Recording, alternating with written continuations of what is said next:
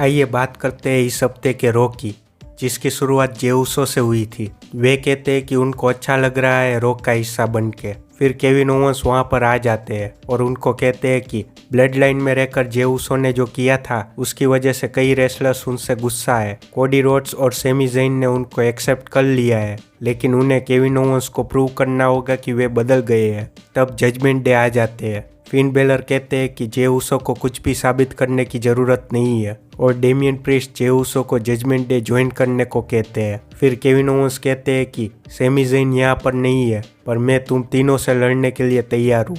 लेकिन जे उसो Kevin Owens का भरोसा जीतने के लिए उनके टैग टीम पार्टनर बनते हैं। फिर Finn Balor and Damian Priest versus Kevin Owens and Jey Uso का टैग टीम मैच होता है, जिसके एंड में जे उसो डेमियन प्रीस्ट को सुपर किक मारने की कोशिश करते हैं, लेकिन गलती से वे केविन ओवेंस को सुपर किक मार देते हैं और फिन बेलर अपनी फिनिशर मारते हैं, जिससे जजमेंट डे मैच को जीत लेते हैं। जिसके बाद केविन ओवेंस जे उसो के सामने इस तरह से देख रहे होते हैं कि उनका जे उसो के साथ टीम अप करना एक गलती थी। बाद में जे उसो केविन ओवेंस से माफी मांगते हैं, लेकिन केविन ओवेंस को उन पर भरोसा नहीं है। उनको लगता है कि जे उसो ने जानबूझकर उनको सुपर किक मारी।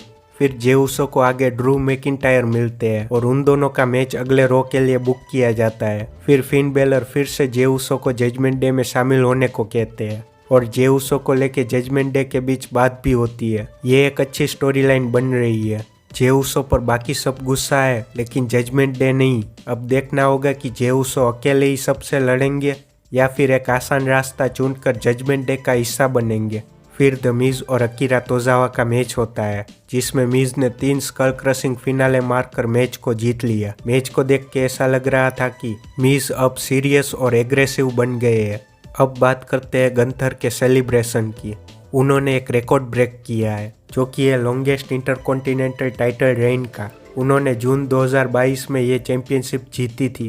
तब से लेके आज तक वे उनको हारे नहीं है। वे कहते हैं कि कई लेजेंड्स ने इस टाइटल को जीता है, लेकिन उनमें से किसी ने इस टाइटल को इतना एलिवेट नहीं किया है जितना उन्होंने किया है, और अब उनको कोई कंपटीशन नहीं दे सकता। लेकिन चैट गेबल वहाँ पर आ जाते हैं। वे उनके मैच की बात करते हैं और वे एक और टाइटल मैच चाहते हैं ताकि वे अपनी फैमिली को खुश कर सके। फिर गंथर उनको टेरिबल फादर कहते हैं, जिससे चैट गेबल उनको मारने लगते हैं, लेकिन बाद में इंपीरियम चैट गेबल को मारने लगते हैं। फिर ओटिस और टोमासो चांपा वहां पर आ जाते हैं, जिसकी वजह से आगे 6 मैन टैग टीम मैच होता है, जिसमें Champa and alpha academy versus Imperium होता है। इस पूरे शो में मुझे ये बेस्ट मैच लगा। इस मैच में ओटिस को भी काफी ज्यादा क्राउड चीयर कर रहा था, जो अल्फा एकेडमी टीम के लिए एक अच्छी चीज है। इस मैच की फिनिश भी बहुत अच्छी थी। चैट गेबल जियोवानी विंची को एंकल लॉक लगाते हैं। गंथर उनको बचाने आते हैं, लेकिन चांपा उनको रोक देते हैं और जियोवानी विंची टैप कर देते हैं, जिससे अल्फा एकेडमी और चांपा मैच को जीत लेते हैं। इस फिनिश से चैट गेबल जीत गए, लेकिन गंथर ने टैप आउट नहीं किया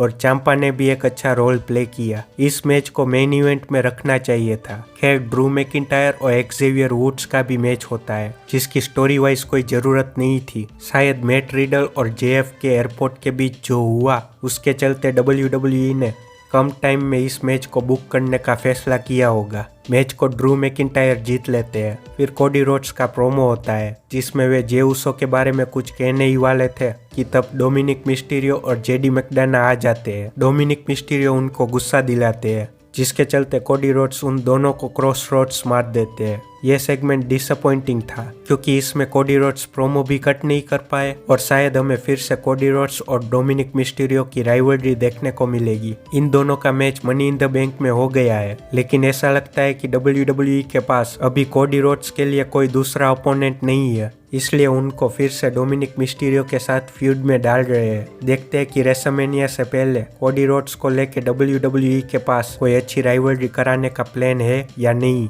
फिर शाइना बेजलर और चेल्सी ग्रीन का भी मैच होता है, जिसमें शाइना बेजलर आराम से जीत जाते हैं। मैच के बाद पाइपर नाइविन उन पर अटैक करते हैं, लेकिन जोई स्टार्क्स उनको बचाने आ जाते हैं। ऐसा लग रहा है कि अब जोई स्टार्क्स और शेना बेजलर टैग टीम चैंपियंस बनने वाले हैं। WWE ने पिछले कुछ टाइम में वुमेन्स टैग टीम चैंपियंस को जैसे बुक करा है, उसकी वजह से इस टाइटल्स को लेके मेरी एक्साइटमेंट खत्म हो चुकी है। अब मुझे कोई फर्क नहीं पड़ता टाइटल्स को कौन जीतता है। फिर शिंसुके नाकामुरा का वीडियो प्रोमो था जिसमें वे रीजन देते हैं कि क्यों उन्होंने पिछले रो में सेथ रॉलिंस का वर्ल्ड हेवीवेट चैंपियनशिप के लिए मैच एक्सेप्ट नहीं किया। वे कहते हैं कि वे जब चाहेंगे तब उनके साथ मैच करेंगे। फिर सेथ रॉलिंस का प्रोमो होता है जिसमें वे शिंसुके नाकामुरा को फिर से वर्ल्ड टाइटल के लिए चैलेंज करते हैं, लेकिन शिंसुके नाकामुरा बैक स्टेज रिकासेट को मार रहे होते हैं और वे कहते हैं कि वर्ल्ड टाइटल उनके पास ही आने वाला है, लेकिन आज नहीं। फिर मेन इवेंट होता है जिसमें रिया रिप्ली और रकेल रोड्रिगस का वुमेन्स वर्ल्ड टाइटल के लिए मैच होता है। यह मैच उनके पेबैक के मैच से अच्छा था, लेकिन क्राउड इंपीरियम और अल्फा एकेडमी के मैच में जितना एक्साइटेड था उतना इस मैच में नहीं था। लेकिन इसके एंड में नाया जैक्स अपना रिटर्न करते हैं और वे रकेल रोड्रिगस पर अटैक करते हैं, जिसकी वजह से रिया रिप्ली जीत जाते हैं। जिसके बाद नाया जैक्स उन पर भी अटैक करते हैं और ऐसा लग रहा है कि हमें फास्ट लैंड में ट्रिपल थ्रेट मैच देखने को मिलेगा। आपको इस रो में कौन सा मैच अच्छा लगा, कमेंट में जरूर बताइए।